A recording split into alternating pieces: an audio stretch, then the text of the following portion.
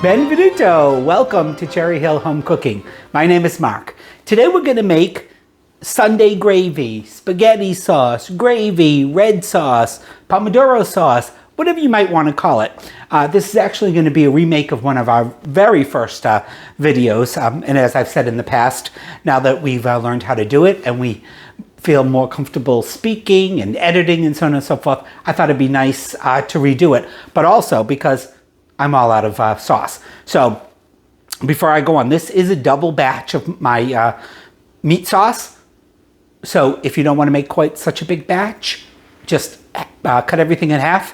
Of course, I'm making a big batch so that I have some to freeze. All right, anyway, so is this a traditional Italian sauce? I don't think so. It's really Italian-American. I don't think this is the way that my great-grandmother would have made sauce, although there is a similar sauce. As I've told you guys before, they're Calabrese, so there is kind of a similar sauce they make like this, but this is definitely Italian-American. This is my grandmother's recipe. She perfected it over the years, and I always make it the exact same way, same ingredients, same measurements and stuff. And I'll tell you guys, this is probably one of my favorite things in the world. All right, so I'll babble as we continue to get stuff, so we don't have to edit all that much. But I'm gonna put on, I think, function. I'm gonna put on, get this heat to start to get a little hot. And I finally, at Wade's insistence, bought myself a medium-sized stock pot so that I can use it on the induction top. So anyway, we're gonna just let that heat up a little bit. So this is I don't like the term meat flavored. It's a meat sauce in the respect that we're gonna stew our meat in this, we're gonna brown it up nicely, but it's not gonna actually have any meat in it. And the meat that we use is generally a couple pork chops, all right, with the bone in it, because we want that nice little, that nice rich flavor. And today I've got these are actually beef ribs. I don't normally use beef ribs just because they're really expensive and it's not necessary, but I couldn't find any nice neck bones or a nice piece of beef with a bone on it. So we're gonna do those ones. But use any type of beef, try to get it with that has a piece of a bone on it, all right? So now, if you don't wanna use pork, you don't have to use pork, use chicken. You could even put in some sausage if you want, or use chicken. If you can get a split chicken breast with the bones in it, that's really hard to find now, I'd leave the skin on it and use one of those, only because you don't want a lot of little bones if you like, say, did a thigh or something like that. All right, so I'm going to quickly go over the ingredients and then we'll talk a little bit more. So this is a pasta sauce or spaghetti sauce, red sauce. So you need tomatoes. I mean, my grandmother had been using these for the 30, 40, 50 years before I came along. She always used pastine, kitchen-ready, ground peeled tomatoes. So that's what I always use. We need some tomato paste, whatever your favorite kind is. We're gonna need some beef stock. Of course, we always need a little bit of olive oil. For our spices, all we need is oregano, basil, and some garlic powder or granulated garlic. We're gonna need a little bit of sugar. We're gonna need a little bit of red wine, or you could use white wine. If you don't wanna use wine, I would just increase the beef stock to maybe a cup, all right? Of course, the red wine, any alcohol is gonna evaporate during the cooking process, and it adds that richness to it. And then we need one large sweet onion. I happen to be using Vidalia's today because they just started showing up on the shelves. And we're just going to rough chop that, guys. And we've done this so many times. Now, I'm going to puree this with the immersion blender. I like it pureed. If you don't want it pureed, or you don't puree it, or if you don't have an immersion blender, just chop your onions up a little bit more fine. Then we need 4 nice sizes of garlic, peeled. And again, I'm just gonna rough chop those because those are all gonna get ground up in the immersion blender. All right, so we're not even gonna pick up the mess. We're gonna go right on. I'm trying a new California extra virgin olive oil. I don't know how to say it. COBRAM, estate. Only because I love to use California olive oil, and the other one has become so expensive. But this is 100% pure olive oil from California. So it's the first time I'm going to use it. What I really liked is when I first opened it, it pops open with a little spout, which I thought was really, really good. It smells delicious. Even this little bottle, this 12-ounce bottle was $15.99. I happened to get it on sale it was on sale for $12.99. So anyway, I've started to heat that up a little bit. I'm going to nicely coat the bottom of our pan with our olive oil. Ooh. All right. Of course, olive oil is one of the best oils as far as fat-wise, because it's got a lot of fat, but it also has a lot of good fat. And we're just going to throw our chops in.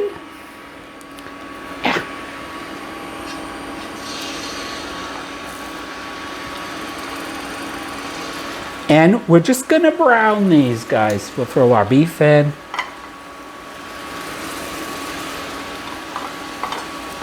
There's always something about olive oil and the color of it when it's, when you first put it in, it just looks so good to me. All right, I'm going to plop that in. All right, and we're going to brown those nicely. So now we've browned so many times, right, guys?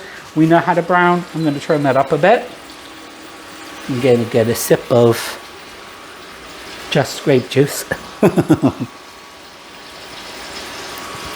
And we'll let that saute up nice. I'm going to need that. I'll put this in the sink. And we'll just start to get rid of some of the stuff we needed. As far as when it comes to the dried spices, I love this brand. I you usually get it in the Spanish aisle, or I can't think if that's the word I want. But anyway, I love them. I think they are really aromatic, and it's not that, well, it's expensive, but not that bad. All right. I mentioned the sugar. We talked a little bit about the sugar. Some people say, you never put sugar in red sauce. I always put it in. It's the way my grandmother did it. And as I said, this is probably my favorite thing in the world. I could eat this just with a piece of bread. I'm going to turn that up even a little higher so we get the process going here. What else? What else do I have to say about? Wade can, play music over a lot of this if he wants. But, so there are all different kinds of. If you go to Italy, there are so many different kinds of a red sauce, the way it's made. A lot of times it depends upon the noodles that you're using. This I also would use for my meatballs. But it's a really flavorful sauce. So a lot of times I'll use my vegetarian version of this. If you want maybe a cheese flavor to come out more or so on. This is a good stick to your bones type of sauce. Just, boil up some spaghetti, pour it over it. That's a perfect meal as far as I'm concerned. You don't need any other meat. We are going to have some Italian sausage with this. And I just wanted to show you this. We're going to have polenta tonight with this as well. So this is going to be part of our dinner. So this is just polenta, which is cornmeal. And this is the store-bought version. And it's what they call a hard polenta. So, excuse me. So I'm just going to open this up. I'm going to slice these into, maybe inch and a half slices. I'm going to just saute them a little bit with butter and olive oil. And that's going to kind of be our pasta for this. All right, I can smell that. It sounds to me like it's brown. Nope, hasn't quite released. You know the deal with browning. You want to let it form a nice brown caramelized bottom. Once it reduces or releases easy, you're just going to turn that, but I can turn it down a bit. You're going to turn it on the other side. Talk a little bit about the wine. This is not a really expensive bottle of wine. I think this is it's an Italian wine. I haven't tried it, so I picked it up. It's, I think, usually $12.99. It was $9.99. So as far as wine, if you're cooking with it, you want to cook with something that you enjoy drinking. That smells really good. So you don't have to buy a $40 bottle of wine to make what you're cooking. Yep, so that one released. So look at how nice and brown that is. So we'll just, that one's not quite ready. This is our pork chop. Give it a couple more minutes. A couple more, well, a minute or so. So I won't, we will cut at this point just because I can look at Wade. He's annoyed that I'm talking. No, he's not. I'm only kidding, guys. But I'm going to let these brown up nice because this is going to take another 3 or 4 minutes so you don't have to listen to me babble. And then we're really going to be back and we'll go move from beginning, get everything in the pot, and then our sauce is going to slowly simmer for at least a good 4 hours. So see you in a few minutes. Alrighty, guys, our beef and pork is all nicely browned. We've got lots of nice little brown bits in the bottom. Now we're gonna keep that olive oil. Do not throw it away. That's just nice olive oil. We'll set this aside. Now I did lower that from what we were cooking on. So the next thing we want to do is to add all of our onions. Now we don't have to worry about necessarily cooking the onions. You want to get them moving around. Oh, I didn't mention salt and pepper. Of course, guys, you're going to need some salt and pepper throughout the process. But we'll start to let them break up a little bit. I'm going to put just a couple pinches of salt. I broke my salt shaker, or my salt, I think they call these salt pigs. Remember I told you I dropped it? Yeah, again. Thank you, honey, again. Yep, it's going to crack down. I got to get a new one. That's just a good couple pinches of salt. That just helps the water moisture to come out a bit. And like I said, my goal here isn't to necessarily cook these. I want to get them broken up. And we'll go up a little bit.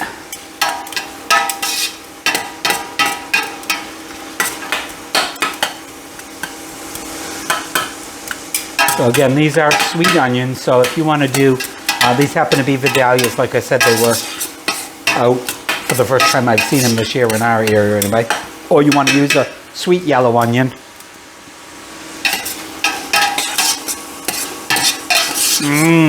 Starting to smell like onions.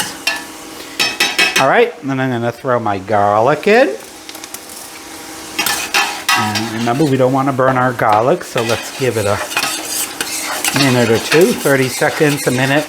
You'll start to smell the garlic and you'll say, oop, it's ready.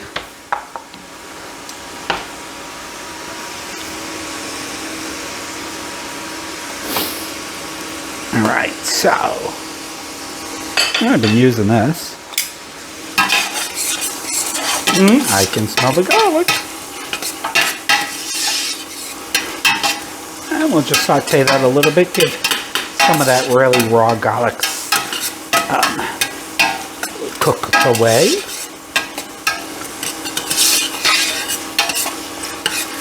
So look at that. So we've got all that nice brown font, the browned meat up. It's all gone. That's mostly just a little olive oil in there, and of course a little bit of moisture from the onions. All right, so our next step is, I'm going to put this over here. All right, I'm going to get our tomatoes in. And I'm going to turn that just down to medium high.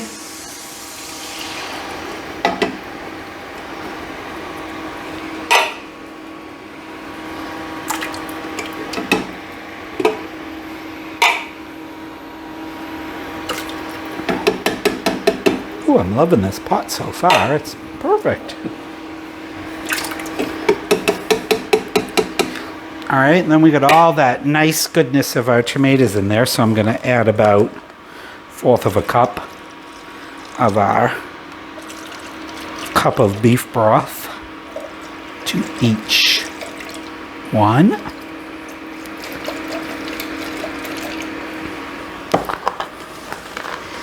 And we're gonna just give that a little stir on all the sides, get everything out. And into the pot. That's the way I do it, at least. You don't have to do it that way. But it won't be as good as mine. I'm excited. We haven't had, at least it was several weeks ago, I think. What did we use our last?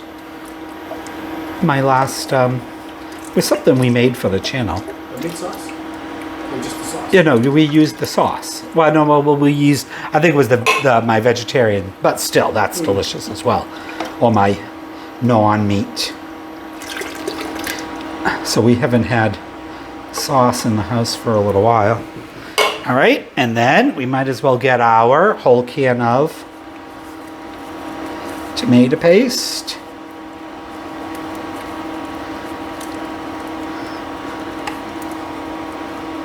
Get out of there. Come on. Of course, tomato paste is going to add a nice depth of flavor to it. It's going to help thicken your sauce up a bit as it cooks, of course. And I'm going to turn that up. And we'll stir this around. And we're going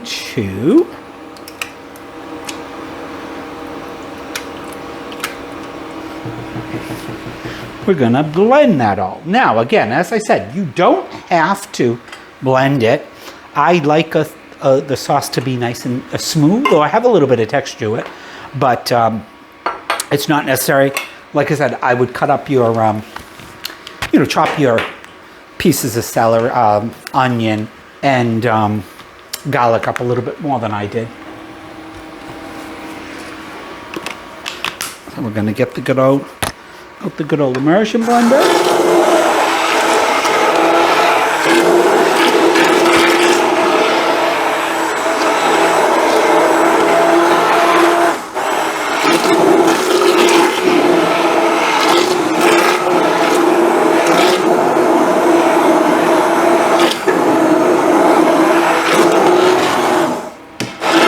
So a big chunk of garlic there.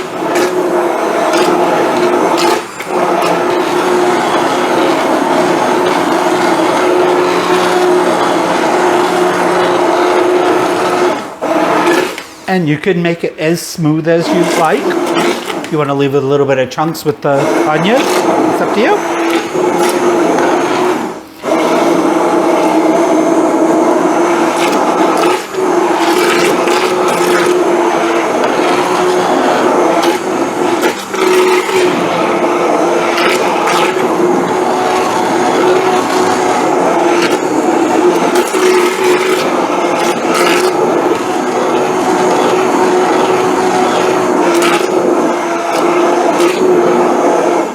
Now, the reason I do this at this point and not later is we're going to add our meat back to this.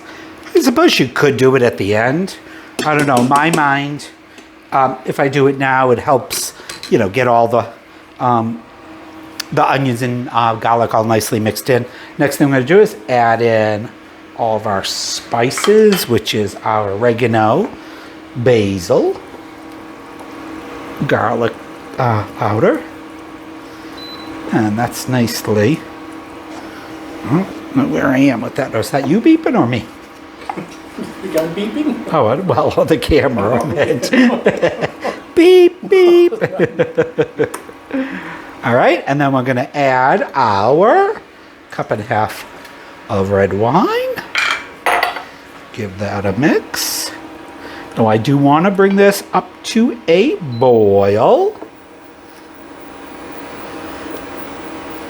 Or, a high simmer. And you can let it bubble a bit. So that's about the nice. So you still got a little consistency, but all of our garlic is incorporated in our onions.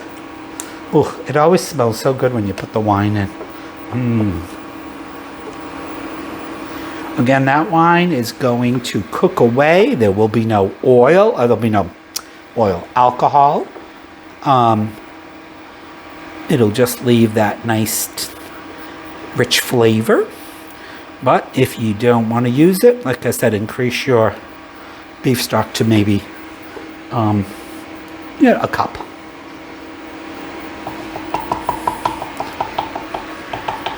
All right, guys. Next thing to do, we're gonna put our meat back in. Now, of course, the favorite child in the house or spouse gets to eat these after they've beautifully flavored our sauce. You could have these as the meat if you're gonna have some pasta with it if you want. And yes, of course, I'm gonna put our juices in there.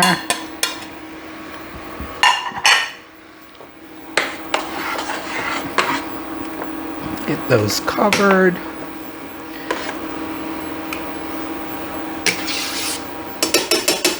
All right, and then as I said, we're gonna let this come up to just about, a little bit over a simmer.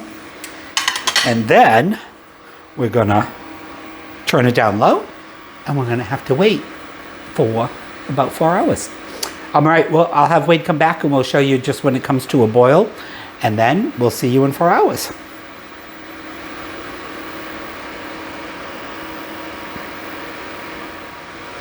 All right, you see we've just started to bubble a little bit. Now I may not be able to see it since I've moved it, but that's what you want. You just want a couple blips to come up to the surface because we want to make sure we've got it heated through. All right, the last thing we're going to do is we're going to add in a teaspoon of pepper.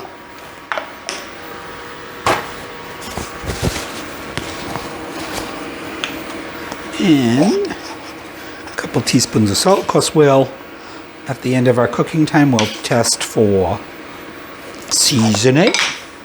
Give that a little stir around.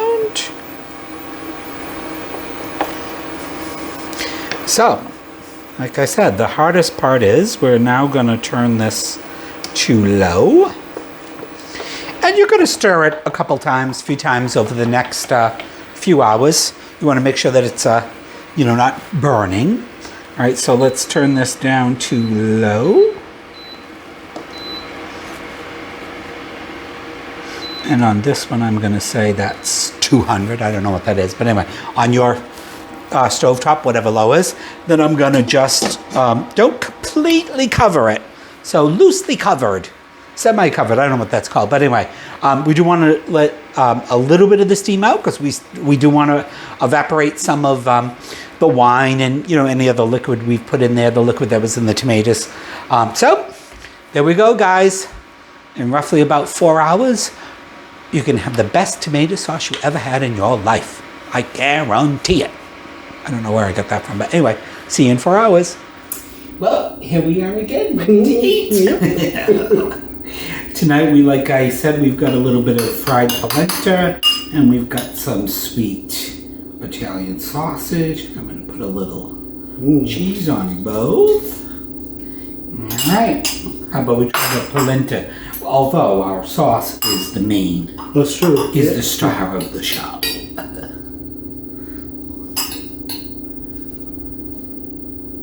Oh, the house has been smelling so good the past few hours. Delicious. Wow. I mean, a good red sauce can make even humble, hard fried polenta taste good. That's good.